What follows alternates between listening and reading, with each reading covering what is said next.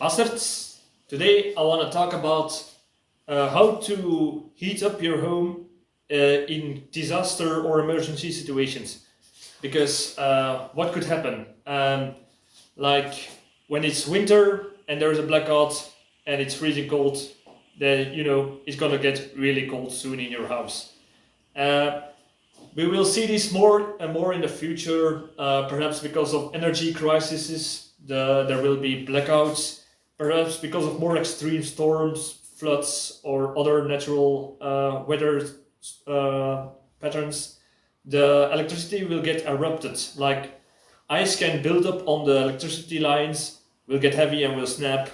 Perhaps some energy centrals will get in trouble because the supply of fuel will get in problems because of weather, floods, who knows.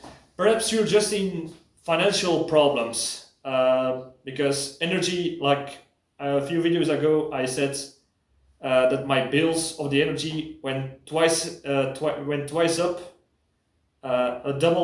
double every month without even using every more. So not everyone can afford these extra prices. So it can be very dangerous, especially when you have a household with children. It will be hard to pay those high energy prices. Perhaps there are some embargoes, some war between nations, and that will stop a gas supply or something like that, or the supply of gasoline and other types of fuel. Who knows? All possibilities that can happen in the future and have happened in not a few times years ago. So in this video, I want to show you some tricks, tips, or perhaps ways how you can preemptively stock up for this type of situation. So this video will mainly be about how to warm up during a blackout, like during winter or something. So by the power of editing, you will now see some tips on how to keep your house warm. A way to keep electricity for electric heaters up in your house is perhaps the purchase of a how do you say this, a generator. This is just a very small generator with some reserve fuel. Don't forget, when you buy a generator and you have gasoline, don't forget put the motor oil, because you have to mix those two for running a generator. So do never put just gasoline in it, because it will fuck up the system very soon. So this is just a way to keep on electricity. Be aware that you cannot put this inside of your house when it's running. It will make some smoke, which is danger for carbon monoxide poisoning, and it will make a lot of noise. So be sure to be aware of that. So put this in your garage when it's running, and just with an extension cord, put it inside of your house.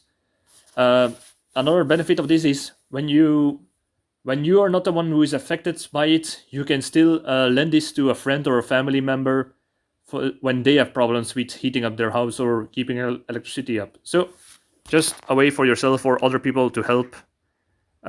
Be sure, like I would, to never throw away the manual on how to run it efficiently or maintenance. So be aware of that.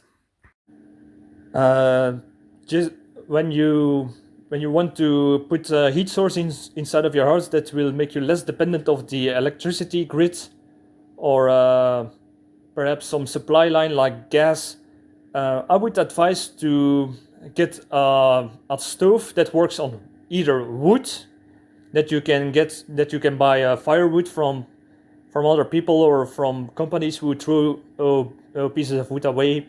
That's a way to secure a way of independent heat inside of your own house. But in my case, I use pellets, which is a cheaper alternative way to heating my house. When you try to put a heating system into your house, I would advise put it in the center of your house, or the most used room.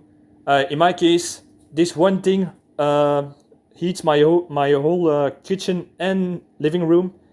And because I leave the staircase open, the heat that will be made through the evening will go upside through the staircase inside of my bedroom that I also leave open. So this one stove heats up my entire house.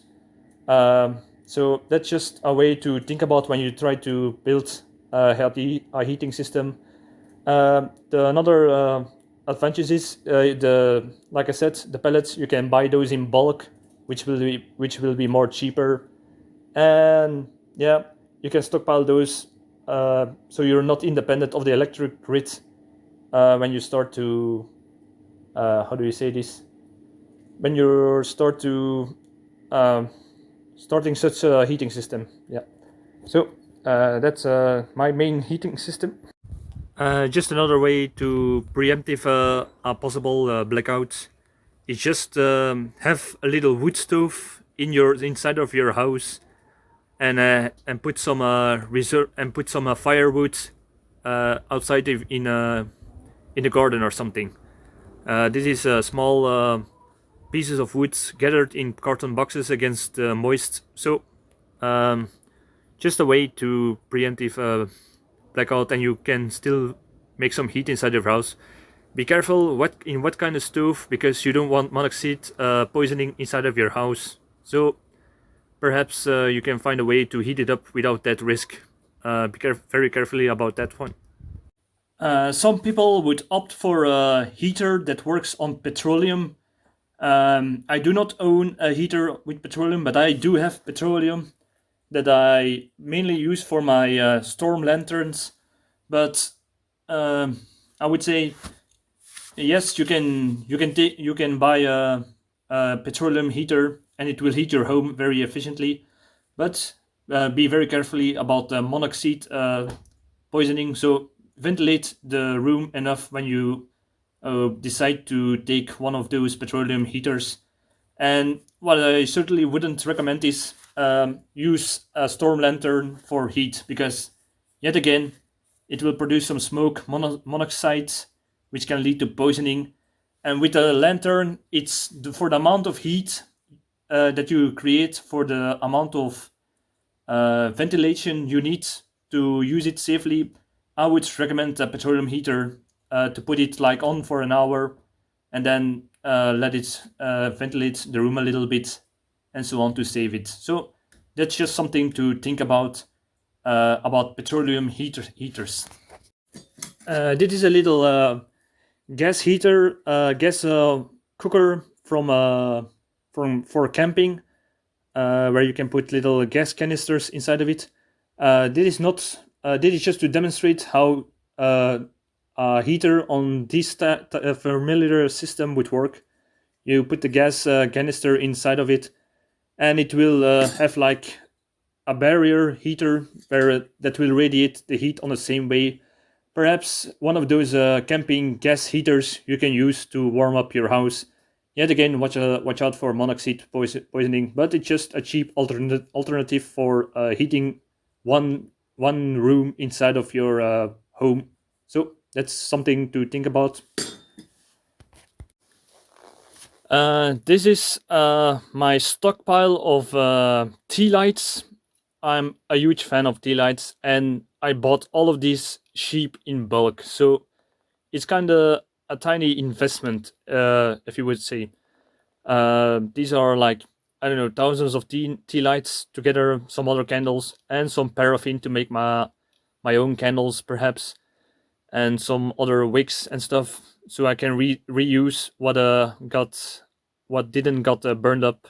So I would advise to keep some little stockpile of tea light candles to improvise candlelight for heat or something inside of your house. So that's a cheap alternative to make heat inside of your house. So this is the on a row some improvised ways to have something little fire that you can keep in indoors, but try to ventilate still. These are ways to make warmth in a tiny room, but make sure that you don't fall a victim to monoxide poisoning. So this is just some ways. The first one is this one. This is just uh, a jar with a hole through the lid where a wick is put through, and it's filled with leftover oil from cooking. So this is an improvised way to heat up a small room. Just in this case, especially be aware that this will be a dirty fire than the other options. So be careful for that you ventilate the room. But it's just perhaps in an emergency situation a good way to get a little bit warm with something you can improvise. The next, you've probably seen this in previous videos, just a can that is cut open, a tea light put inside of it, and it will serve as a double function. It's either a light, because yeah, in the lights you don't see this as well, but in the dark, this light will reflect more than just the candle on its own. So, and this will irradiate a lot of heat, like a miniature stove. So in a small room, this can help heating it up. Next, this is a terracotta pot warmer. Perhaps if you can see, these are three tea light candles underneath it, and they are balanced on three shot glasses with a terracotta pot. What will happen? The warmth of the three tea lights will be gathered in this pot, and this pot will, like a heater, radiate heat. So in that way, you can make a miniature stove inside of your home, a little heater, I mean, without the danger of without too much danger of monoxide poisoning.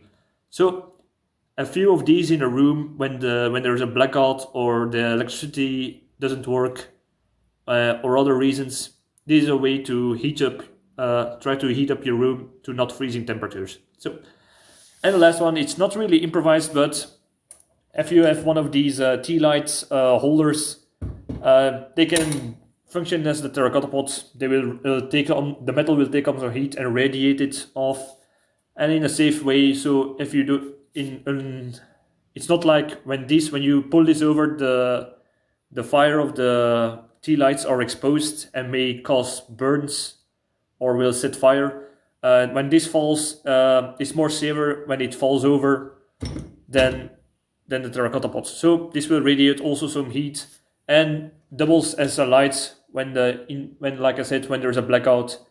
You can walk around this with as a light and as a little stove heater inside of a small room to help heat it up. Well, a point I want to make is be sure you have ways to lit a fire, like candles or a fire or campfire at your home in case of a blackout during winter, just in case you have to improvise, but just in regularly in your homemade preparedness. But this is perhaps a little bit too much, but I call this my fire kit. I know, maybe seem overkill, but I got 3/4 of these I got as a gift from other people, and I don't turn away free things. So these are all lighters, matches, firestones, all ways to make fire in the future. So just keep ways to make fire inside of your kit. It's just what I'm trying to say. It will be cheap to buy, and you will always maybe need it, and perhaps later on, when things get bad or your family or friends are in problems, you can give them some from your stockpile. This is another way to insulate your house more. Underneath the door, put something to keep wind or cold from flowing inside. Here you can see you can put papers underneath the door to stop the cold, or your poncho, just so heat escape less faster than regularly. But yet again, keep aware that you do not build monoxide poisoning inside of your home. So keep ventilating, but prevent that the most of the cold will flow inside of it through these small cracks. So when the heat will escape your home easily, so you have to close off as much things as you can.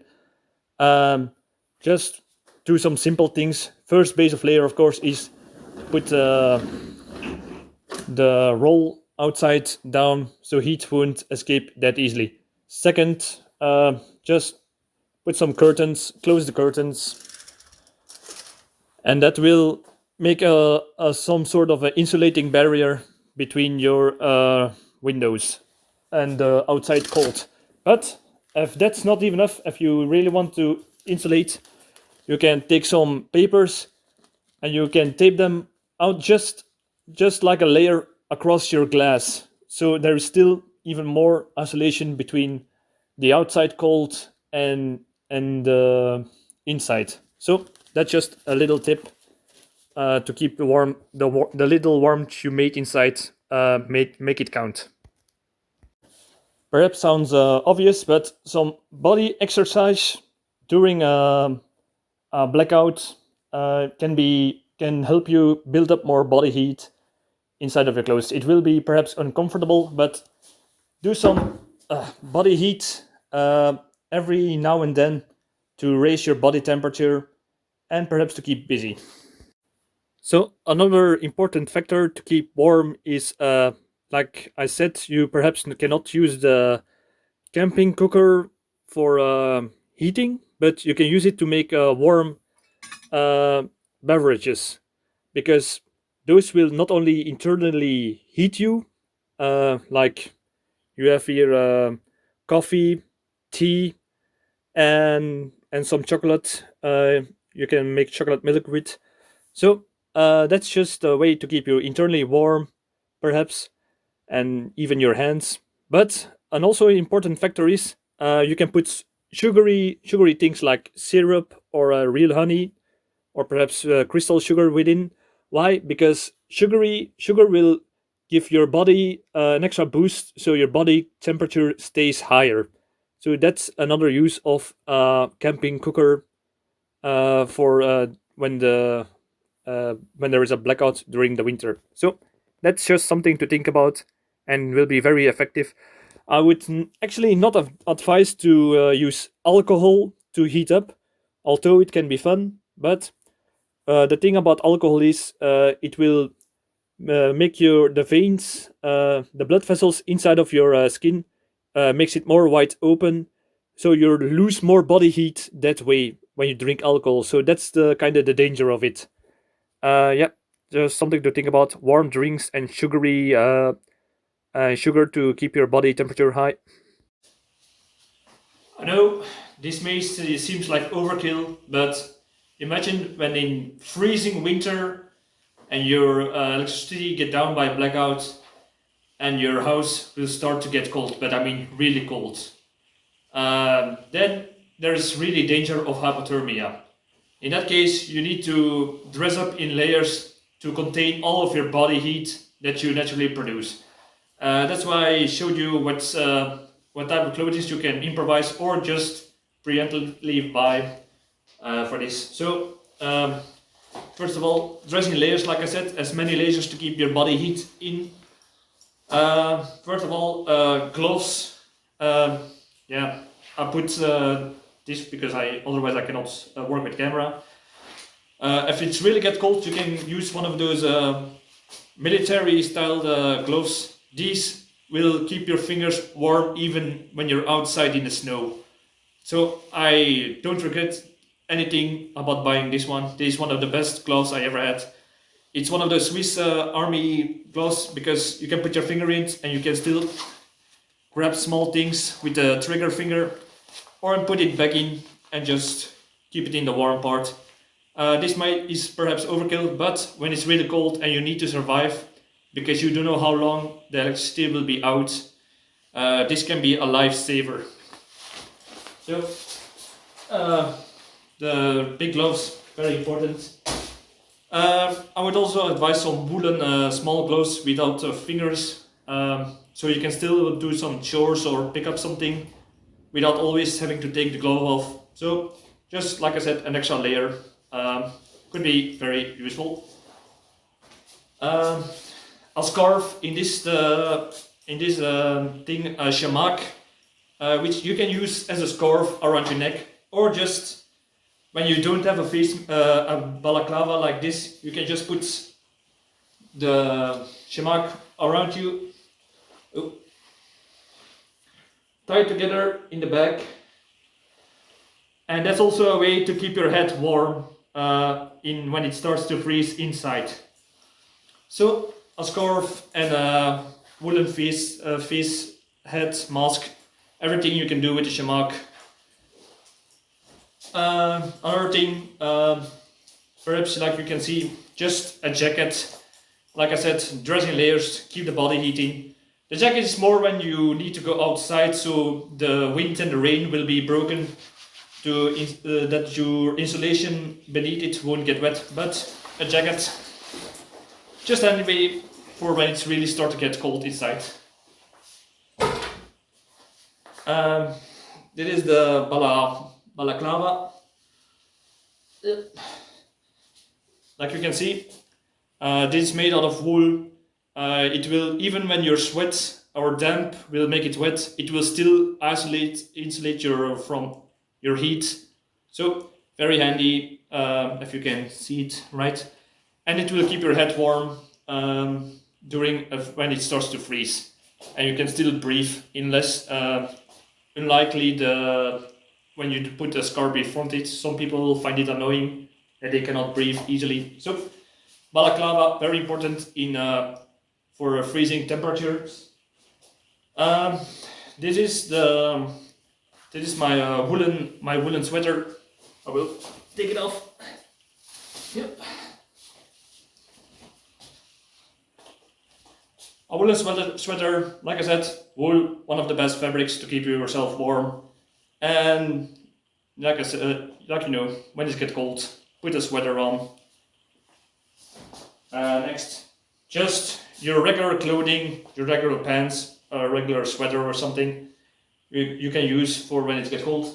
But underneath it, you can put an extra layer with one of those, thermic underwear, which is like a insulating fabric, which is very thin, and you can also use, instead of thermic underwear, you can use panties or a stock, one of those nylon stocks.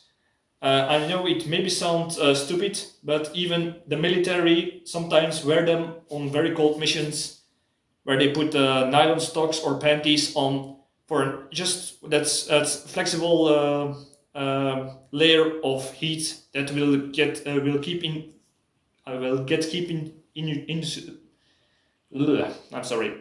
that will kept inside of you from your body heat. Thermic underwear, nylon stocks, panties. And last but not least, like I say, woolen socks will keep your feet very, very warm. Perhaps put some smaller socks, some finer socks, finer fabric underneath the woolen, and you will have very warm feet. And as last, of course, wear something to isolate yourself from the cold floor, like just some slippers or your shoes inside to keep you more warm. So those are all ways to dress your warm when the electricity is out during a blackout in winter. So going to the next. Well, I forgot about an important piece in the thermic clothing, and that's just the old trusty woolen blanket. You can wrap all around your body, depends on how big it is, of course, and it will keep you warm in very, very cold situations inside of your home. You can it's even big enough to put your significant other next to you and roll inside of it. Just this wouldn't be your preparedness would not be complete without a real woolen blanket. So take that in mind. A few other tips to keep warm inside is just use body heat of each other, like with your significant other, with your children, or just stay close together under one blanket to get through the cold nights or as much time the blackout lasts. So even with your pets, there are certain cultures like on the Arctic Circle where they sleep together with their animals like sled dogs or reindeer to use their body heat in a small room to keep warm in the extreme cold temperatures. So you can apply that logic inside of your own house during a blackout during the winter. Uh, yeah. So those were all the perhaps the most of the options, alternatives, ways to try to heat your house during winter in a blackout or some other situation where you cannot get the normal ways of heat on. Some are preventive, some are improvised.